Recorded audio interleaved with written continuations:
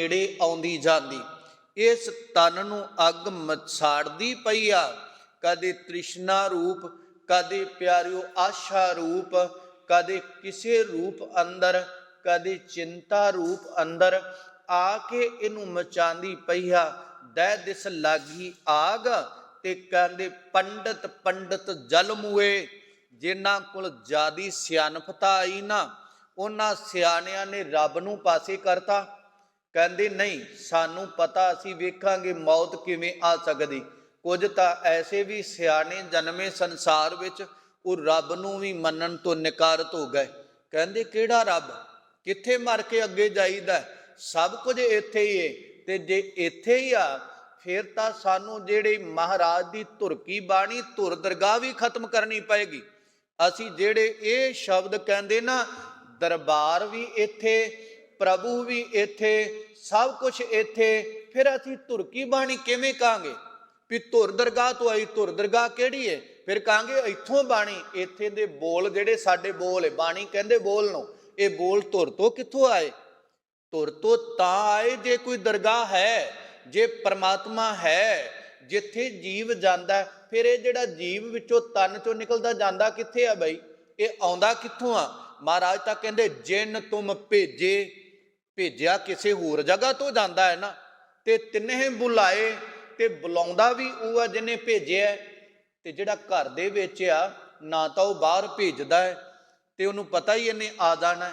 ਕਈਆਂ ਦੇ ਖਿਆਲਾਤ ਸਿਆਣਿਆਂ ਦੇ ਇਹ ਨੇ, ਕੁਝ ਨੇ ਰੱਬ ਦੀ ਕਿਰਤ ਬਣਾਈ ਨੂੰ ਰੱਬ ਮੰਨ ਲਿਆ, ਕੁਝ ਨੇ ਆਪਣੀ ਮਨ ਦੀ ਸਿਆਣਪ ਬੁੱਧੀ ਦੇ ਨਾਲ, ਚਾਤੁਰਤਾ ਦੇ ਨਾਲ ਰੱਬ ਨੂੰ ਟੱਕਰ ਦੇਣ ਦੀ ਕੋਸ਼ਿਸ਼ ਕੀਤੀ। ਉਹਨਾਂ ਨੇ ਕਿਹਾ ਨਹੀਂ, ਰੱਬ ਕੋਈ ਨਹੀਂ, ਜੋ ਮਨੁੱਖ ਕਰਦਾ ਮੈਂ ਬੜੀ ਕੱਢ ਲੈਣਾ। ਜੇ ਸਾਇੰਸਦਾਨ ਨੇ ਤੇ ਸਾਇੰਸਦਾਨ ਜੀ ਰੱਬ ਨੂੰ ਟੱਕਰ ਦੇਣੀ ਚਾਹੁੰਦੇ ਨੇ, ਤੇ ਪਿਆਰਿਓ ਸਾਇੰਸਦਾਨ ਦਾ ਜਨਮ ਕਿੱਥੋਂ ਹੋਇਆ? ਜੰਮਦਾ ਹੀ ਸਾਇੰਸਦਾਨ ਸੀਗਾ ਕਿ ਉਹਨੂੰ ਸਾਇੰਸ ਨੇ ਜਨਮ ਦਿੱਤਾ ਸੀ? ਉਹਦੀ ਮਾਂ ਦੀ ਕੁੱਖ ਨੂੰ ਭਾਗ ਕਿਹਨੇ ਲਾਇਆ ਸੀ? ਸਾਇੰਸ ਨੇ ਲਾਇਆ ਸੀ?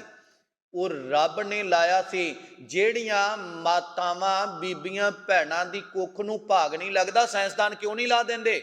ਉਹਨਾਂ ਦੀ ਸਾਇੰਸ ਕਿਉਂ ਨਹੀਂ ਕੰਮ ਕਰਦੀ? ਉਹਨਾਂ ਦੇ ਬੱਚਾ ਬੱਚੀ ਕਿਉਂ ਨਹੀਂ ਹੁੰਦਾ? ਸਾਇੰਸਦਾਨਾਂ ਦੀ ਦੁਨੀਆ ਦੇ ਵਿੱਚੋਂ, ਔਰ ਪਿਆਰਿਓ, ਔਰ ਇਹ ਗੱਲ ਉਹ ਵੀ ਸਿਆਣਪ ਆਪਣੀ ਪੜ੍ਹੀ ਲਿਖੀ ਬੁੱਧੀ ਦੇ ਨਾਲ, ਆਪਣੀ ਖੋਜ ਦੇ ਮੁਤਲਕ ਉਹ ਵੀ ਆਪਣੇ ਆਪ ਨੂੰ ਸਿਆਣੇ ਸਮਝੀ ਬੈਠੇ। ਠੀਕ ਹੈ, ਉਹਨਾਂ ਦੀ ਸਾਇੰਸ, ਉਹਨਾਂ ਦੀ ਖੋਜ ਨੇ ਬਹੁਤ ਕੁਝ ਸੰਸਾਰ ਨੂੰ ਦਿੱਤਾ ਹੈ, ਪਰ ਗਲਤੀ ਇੱਥੇ ਆ, ਨਿਰੰਕਾਰ ਨੂੰ ਜਿਹੜਾ ਪਾਸੇ ਕਰ ਦਿੰਦੇ ਨੇ। ਨਹੀਂ, ਜੋ ਕੁਝ ਅਸੀਂ ਖੋਜੇ, ਉਹਨਾਂ ਦੀ ਖੋਜ ਨੇ ਬਹੁਤ ਕੁਝ ਦਿੱਤਾ।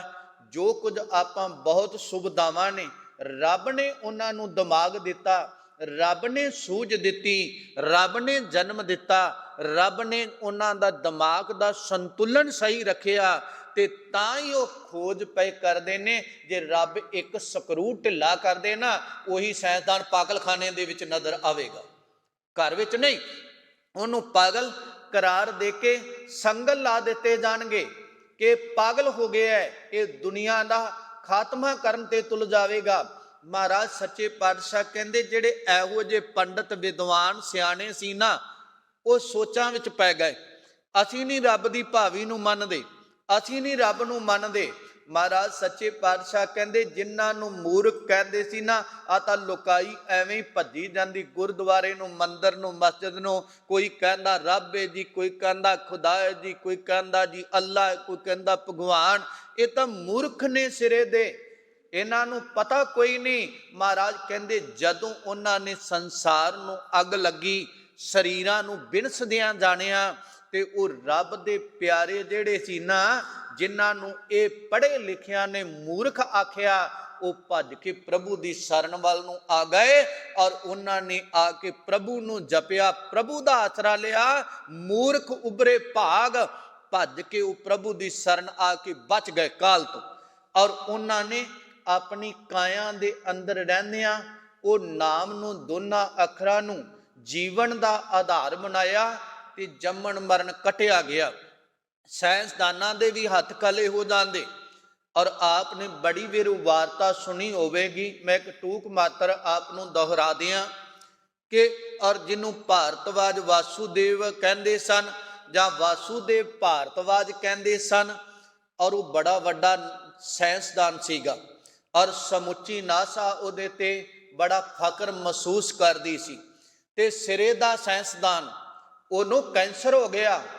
ਉਹ ਰੱਬ ਨੂੰ ਇੱਕ ਮਖੌਲ ਮੰਨਦਾ ਸੀ। ਮੈਂ ਉਹ ਗੱਲਾਂ ਕਰਨ ਲੱਗਾ ਜੋ ਮੈਂ ਉਹਦੇ ਮੂੰਹ ਤੋਂ ਸੁਣੀਆਂ ਨੇ, ਪੜ੍ਹੀਆਂ ਤਾਂ ਮੈਂ ਬਾਅਦ 'ਚ, ਪਹਿਲਾਂ ਉਹਦੇ ਮੂੰਹ ਤੋਂ ਸੁਣੀਆਂ। ਤੁਸੀਂ ਪੜ੍ਹੀ, ਉਹਦੀ ਬਾਅਦ 'ਚ ਛਪੀ ਹੋਈ ਇੱਕ ਵਾਰਤਾ ਅਖਬਾਰਾਂ ਵਿੱਚ ਵੀ ਆਈ ਤੇ ਪੁਸਤਕਾਂ ਦੇ ਰੂਪ 'ਚ ਵੀ ਆਈ। ਆਪਨੇ ਬੜਿਆਂ ਨੇ ਪੜ੍ਹੀ ਹੋਵੇਗੀ, ਪਰ ਮੈਂ ਜੋ ਮੰਜੀ ਸਾਹਿਬ ਦੀਵਾਨ ਹਾਲ ਤੇ ਉਹ ਬੋਲਿਆ, ਪੰਥ ਦੇ ਮਹਾਨ ਵਿਦਵਾਨ ਸ਼੍ਰੀਮਾਨ ਔਰ ਗਿਆਨੀ ਸੰਤ ਸਿੰਘ ਜੀ ਮਸਕੀਨ ਨੇ ਕਥਾ ਕੀਤੀ ਔਰ ਪਿਆਰਿਓ ਉਹਨੇ ਆਪਣੀ ਵਾਰਤਾ ਸੁਣਾਈ। ਜਦੋਂ 4 ਦੇ ਵਿੱਚ ਸਰੋਵਰ ਦੀ ਸੇਵਾ ਹੋਈ ਨਾ ਔਰ ਉੱਥੋਂ ਮਿੱਟੀ ਕੱਢੀ ਗਈ ਸਨ 4 ਦੇ ਵਿੱਚ, ਤੇ ਉਸ ਸਮੇਂ ਉਹਨੇ ਮੰਜੀ ਸਾਹਿਬ ਦੀ ਸਟੇਜ ਤੇ ਬੋਲਿਆ। ਉਹ ਕਹਿੰਦਾ ਮੈਂ ਦੁਨੀਆ ਦਾ ਅਤ ਨਾਸਤਕ, ਮਸਕੀਨ ਜੀ ਨੇ ਕਥਾ ਦੇ ਟਾਈਮ ਤੋਂ ਛੱਡ ਕੇ ਪੀਟੀਸੀ ਤੇ ਉਹਨੂੰ 5 ਮਿੰਟ ਆਪਣੀ ਕਥਾ ਦੇ ਟਾਈਮ 'ਚੋਂ ਦਿੱਤੇ ਬੋਲਣ ਲਈ, ਤੇ ਉਹ ਕਹਿੰਦਾ ਮੈਂ ਦੁਨੀਆ ਦਾ ਸਾਇੰਸਦਾਨ, ਅਤ ਦਾ ਨਾਸਤਕ। ਉਹ ਹਿੰਦੀ ਤੇ ਪੰਜਾਬੀ ਮਿਲਾ ਕੇ ਬੋਲ ਰਿਹਾ ਸੀ। ਕਹਿੰਦਾ ਮੈਨੂੰ ਪੰਜਾਬੀ ਬੋਲਣੀ ਨਹੀਂ ਆਉਂਦੀ। ਉਹਨੇ ਸੁਣਾਈ ਗੱਲ, ਕਹਿੰਦਾ ਮੈਂ ਨਾਸਤਕ, ਕਹਿੰਦਾ ਸਰ ਰੱਬ ਨਾਂ ਦੀ ਕੋਈ ਚੀਜ਼ ਨਹੀਂ, ਮੈਂ ਸਿੱਧ ਕਰਦਾ ਰਿਹਾ। ਕਹਿਣ ਲੱਗੇ ਮੈਨੂੰ ਕੈਂਸਰ ਹੈ, ਮੈਂ ਕੈਂਸਰ ਦਾ ਮਰੀਜ਼ ਸਾਂ। ਤੇ ਕਹਿੰਦੇ ਬਾਹਰ ਦੀਆਂ ਕੰਟਰੀਆਂ ਦੇ ਡਾਕਟਰਾਂ ਨੇ ਅੱਡੀ ਚੋਟੀ ਦਾ ਜ਼ੋਰ ਲਾ ਲਿਆ ਔਰ ਮੇਰੇ ਤਨ ਵਿੱਚ ਕੈਂਸਰ ਹਮਲਾ ਕਰ ਗਿਆ।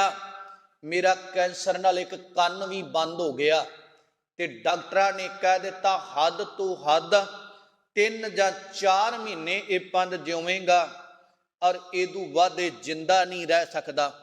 ਕਹਿੰਦੇ ਜਦੋਂ ਇਹ ਘਰਦਿਆਂ ਨੂੰ ਪਤਾ ਲੱਗਾ, ਡਾਕਟਰਾਂ ਨੇ ਜਵਾਬ ਦੇ ਦਿੱਤਾ ਤੇ ਕਹਿਣ ਲੱਗੇ ਸਾਰੇ ਰਿਸ਼ਤੇਦਾਰ ਪਤਾ ਲੈਣ ਆਉਣ ਲੱਗੇ। ਕਹਿੰਦਾ ਮੇਰੀ ਇੱਕ ਸਾਲੀ ਸੀ ਜੋ ਉਹਨੇ ਬਚਨ ਕੀਤੇ।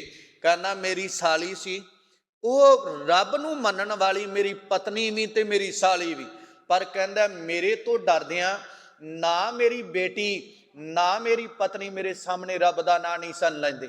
ਔਰ ਮੇਰੇ ਭੈ ਦੇ ਅੰਦਰ ਕਹਿੰਦੇ ਮੇਰੀ ਸਾਲੀ ਆਈ ਔਰ ਉਹਨੇ ਆ ਕੇ ਕਿਹਾ ਮੇਰੀ ਪਤਨੀ ਨੂੰ ਕਿ ਭਾਵੇਂ ਕੁਝ ਹੋ ਜਾਵੇ, ਇਹਨਾਂ ਨੂੰ ਕਹੋ ਇੱਕ ਵਾਰ ਸੱਚਖੰਡ ਸ੍ਰੀ ਹਰਿਮੰਦਰ ਸਾਹਿਬ ਚਲੋ।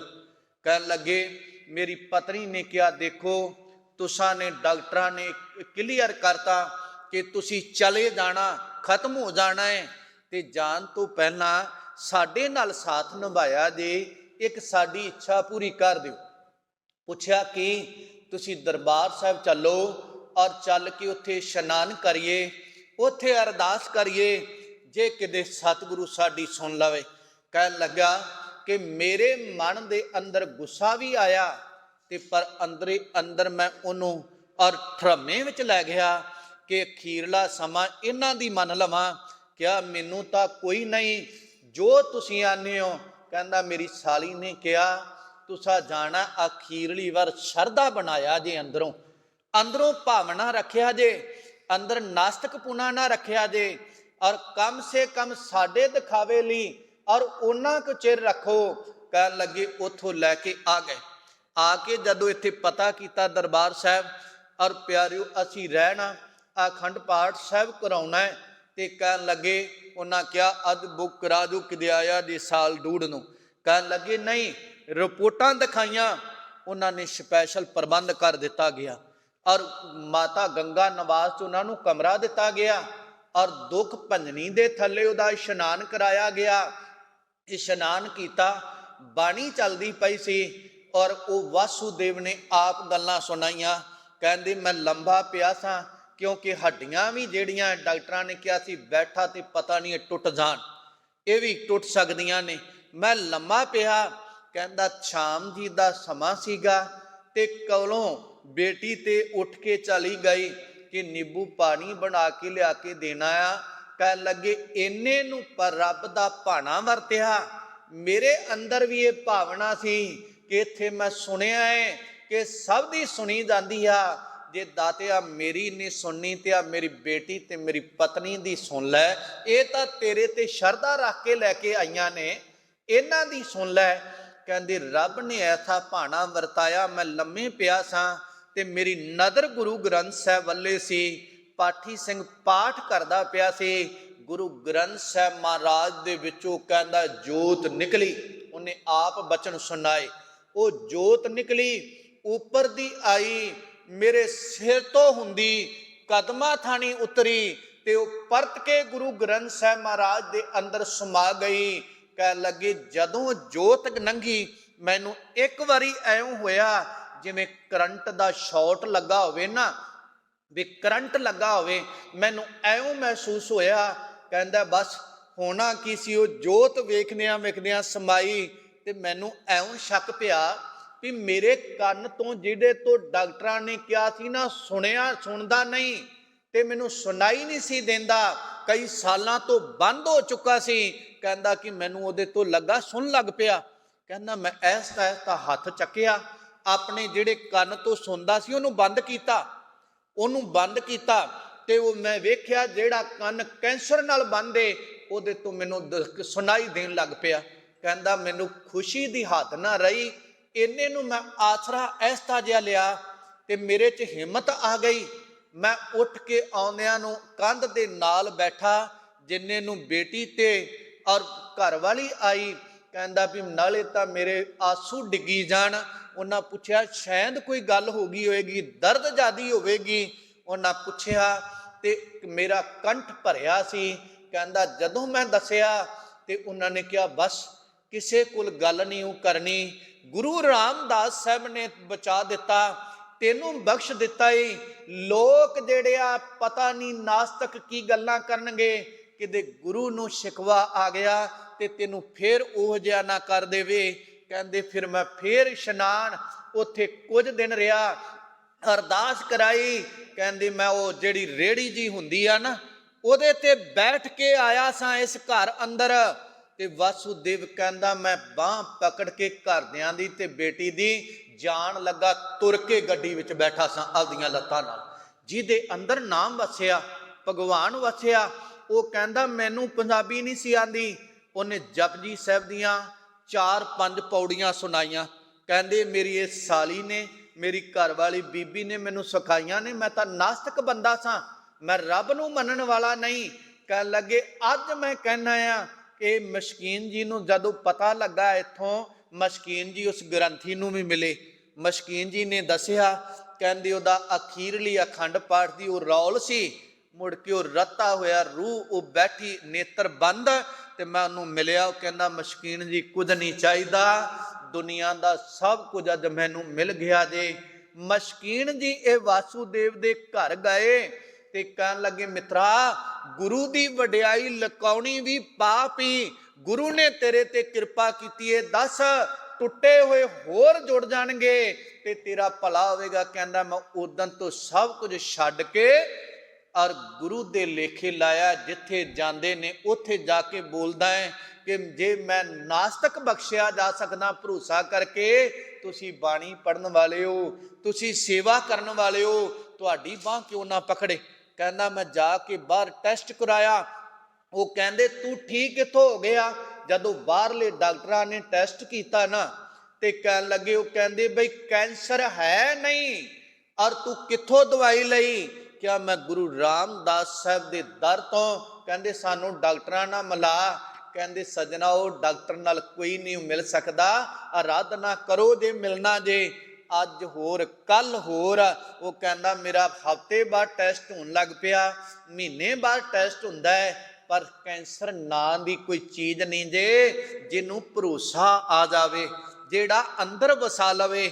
ਹੁਣ ਨਾਸਤਕ ਨੂੰ ਵੀ ਗੁਰੂ ਬਖਸ਼ਦਾ ਹੈ, ਜਿਹੜਾ ਕਹਿੰਦਾ ਸੀ ਗੁਰੂ ਨਾਂ ਦੀ ਕੋਈ ਚੀਜ਼ ਨਹੀਂ, ਉਹ ਦਾਤਾ ਬਖਸ਼ਣ ਵਾਲਾ ਜੇ। ਮਹਾਰਾਜ ਸੱਚੇ ਪਾਤਸ਼ਾਹ ਕਹਿੰਦੇ ਸਜਣਾ ਭੋਲੇ ਭਾਏ ਮਿਲੇ ਰਘੁਰਾਇਆ, ਆਪਣੀ ਸਿਆਣਪ ਨਾਲ, ਆਪਣੇ ਗਿਆਨ ਨਾਲ, ਆਪਣੀ ਚਾਤੁਰਤਾ ਨਾਲ, ਆਪਣੀ ਅਕਲ ਨਾਲ ਨਹੀਂ, ਪਰਮਾਤਮਾ ਮਿਲਦਾ ਹੈ ਉਹਦੀ ਬਖਸ਼ਿਸ਼ ਨਾਲ, ਉਹਦੀ ਕਿਰਪਾ ਨਾਲ। ਉਹਦੀ ਕਿਰਪਾ ਦਾ ਪਾਤਰ ਬਣ, ਉਹਦੇ ਅੱਗੇ ਤਰਲਾ ਲੈ, ਦਾਤਿਆ ਮੇਰੇ ਤੇ ਕਿਰਪਾ ਕਰ, ਮੇਰੇ ਤੇ ਰਹਿਮਤ ਵਰਸਾ। ਇਹ ਨਾ ਕਹਿ ਮੈਂ ਨਾਮ ਜਪਾਂਗਾ, ਮੈਂ ਨਿਤਨੇਮ ਕਰਾਂਗਾ, ਮੈਂ ਗੁਰਦੁਆਰੇ ਮੰਦਰ ਮਸਜਿਦ ਆਵਾਂਗਾ, महाराज तू कृपा करेगा तां जपिया जाना। तौ कृपा ते जपिए नाम तुद भावै, ता नाम जपावै सुख तेरा दिता लईए।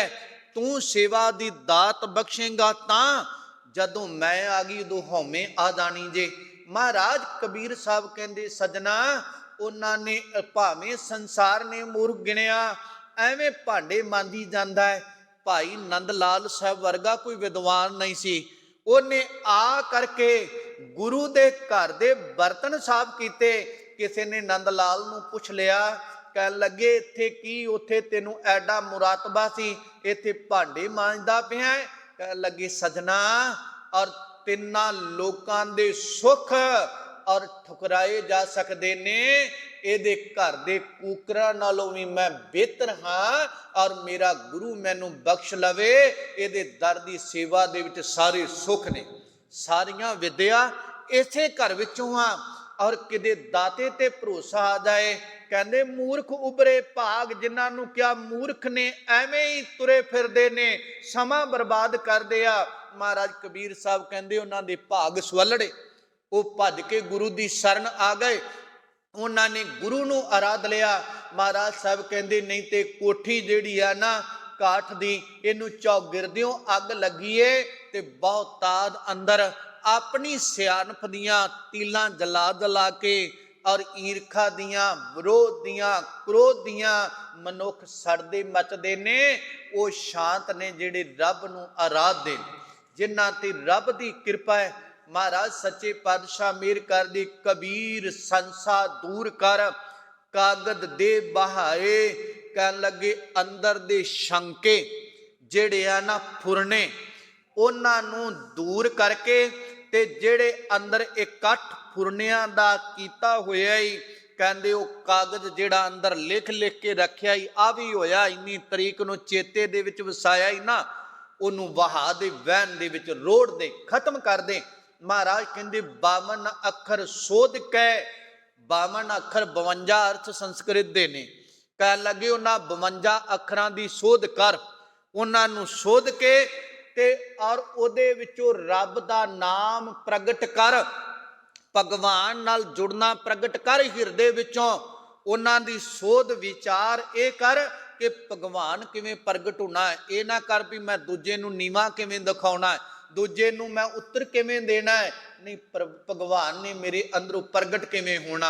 वो नाम नूं हिरदे अंदर, हिरदे नूं पहला सोध, फिर अखरां नूं विचार के वो 2 अखर जेड़े रब दे नाम दे ने उन्हां नूं हिरदे अंदर वसा ते वसा के हर चरनी चित लाए। हरि दे चरनां नाल चित ला, चित ओदे चरनां नाल जोड़, ओनूं जपदा होया ते तेरी बौड़ी होवेगी।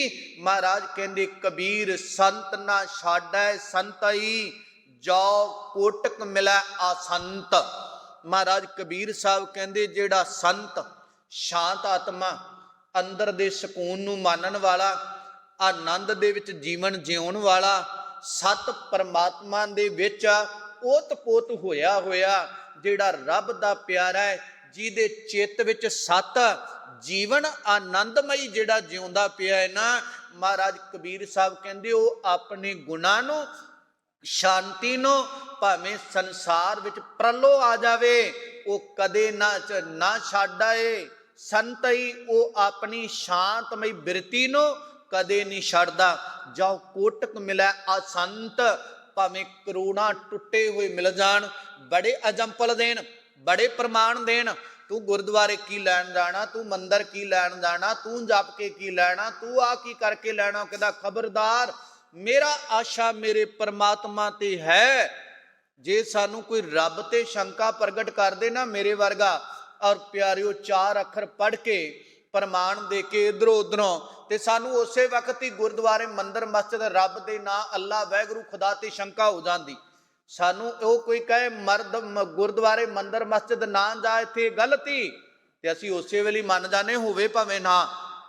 साडे घर और 2900 अवग्यावां होण ते सानू भावें 100 सियाणा आके कहे तू घरे ना जाई, तेरे बच्चे माड़े, तेरा पति माड़ा ही, तेरी पत्नी माड़ी हो, तेरी मां माड़ी हो, तेरा प्यो माड़ा ही, आई वो ही, असीं घरे जाना नहीं ना छड्डदे। ਨਹੀਂ ਨਾ ਛੱਡਦੇ, ਕਿਉਂਕਿ ਸਾਨੂੰ ਭਰੋਸਾ ਹੈ ਸਾਡਾ ਪਰਿਵਾਰ ਸਾਡਾ ਘਰ ਆ। ਇਹ ਤਾਂ ਐਵੇਂ ਬੁੱਥਵੀਆਂ ਮਾਰੀ ਜਾਂਦਾ, ਮੈਨੂੰ ਭਰੋਸਾ ਮੇਰੇ ਬੱਚਿਆਂ ਤੇ, ਮੇਰੇ ਪਰਿਵਾਰ ਤੇ, ਮੇਰੇ ਮਾਂ-ਬਾਪ ਤੇ, ਮੇਰੇ ਘਰ ਤੇ ਮੇਰਾ ਭਰੋਸਾ ਹੈ।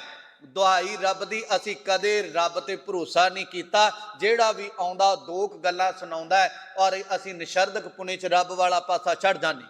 ਮਹਾਰਾਜ ਸਾਹਿਬ ਕਹਿੰਦੇ ਰੱਬ ਦਾ ਪਿਆਰਾ ਐਸਾ ਨਹੀਂ, ਭਾਵੇਂ ਕਰੋੜਾਂ ਉਹਨੂੰ ਟੁੱਟੇ ਹੋਏ ਸਾਖਤ ਮਿਲ ਜਾਣ, ਮਹਾਰਾਜ ਕਹਿੰਦੇ ਔਰ ਉਹ ਕਦੇ ਨਹੀਂ ਆਪਣਾ ਪੱਖ ਛੱਡਦਾ। ਕਿਵੇਂ? ਮਲਿਆਗਰ ਭੁਯੰਗਮ ਵੇਢਿਓ। ਮਲਿਆਗਰ ਦਾ ਅਰਥ ਹੈ ਚੰਦਨ, ਚੰਦਨ ਦੇ ਨਾਲ ਭੁਯੰਗਮ ਦਾ ਅਰਥ ਹੈ ਸੱਪ। ਸੱਪ ਜਿਹੜੇ ਆ ਲੇਥੂ ਪੇਥੂ ਹੋਏ ਨੇ, ਵਲਾਵੇਂ ਮਾਰੇ ਹੋਏ ਨੇ ਉਹਨੂੰ। ਉਹ ਕਿਉਂਕਿ ਉਹ ਠੰਡਾ ਹੈ, ਸੱਪ ਜ਼ਹਿਰ ਨਾਲ ਤਪਦਾ ਹੈ, ਉਹਨੂੰ ਚੱਟ ਕੇ ਅੰਦਰ ਦਾ ਸਕੂਨ ਮਹਿਸੂਸ ਕਰਦੇ ਨੇ। ਪਰ ਕੀ ਸੱਪਾਂ ਦੇ ਨਾਲ, ਹੁਣ ਸੱਪਾਂ 'ਚ ਜ਼ਹਿਰ ਹੈ, ਉਹ ਚੱਟਣ ਨਾਲ, ਉਹਦੇ ਲਪੇਟਾ ਮਾਰਨ ਨਾਲ ਕਿ ਚੰਦਨ ਨਾ ਸੁਗੰਧੀ ਦੇਣੀ, ਚੰਦਨ ਨਾ ਠੰਡ ਦੇਣੀ ਛੱਡ ਦਿੰਦਾ ਹੈ, ਕਦੇ ਨਹੀਂ ਤਿਆਗਦਾ। ਕਹਿੰਦੇ ਫਿਰ ਸੰਤ ਜਿਹੜਾ ਹੈ ਸਾਕਤ ਆਲਾ ਉਦਾਲਾ ਮੱਲ ਲੈਣ ਉਹਦਾ ਆ ਕੇ, ਤੇ ਸਾਕਤਾਂ ਦੇ ਆਲਾ ਉਦਾਲਾ ਮੱਲਣ ਨਾਲ, ਊਲ ਜਲੂਲ ਬੋਲਣ ਨਾਲ ਸੰਤ ਜਿਹੜਾ ਹੈ, ਗੁਰਸਿੱਖ ਜਿਹੜਾ ਹੈ, ਉਹ ਰੱਬ ਨੂੰ ਕਦੇ ਨਹੀਂ ਛੱਡਦਾ। ਉਹਨਾਂ ਦੇ ਨਾਲ ਉਹ ਜਿੰਨੀ ਮਰਜ਼ੀ ਸੱਪਾਂ ਦੀ ਤਰ੍ਹਾਂ ਆਪਣੀ ਜ਼ਹਿਰ ਨੂੰ ਉਗਲਣ, ਔਰ ਮਹਾਰਾਜ ਕਹਿੰਦੇ ਔਰ ਉਹ ਸੀਤਲਤਾ ਨਾ ਤਜੰਤ, ਨਾ ਠੰਡ ਦੇਣੀ, ਸ਼ਾਂਤੀ ਦੇਣੀ।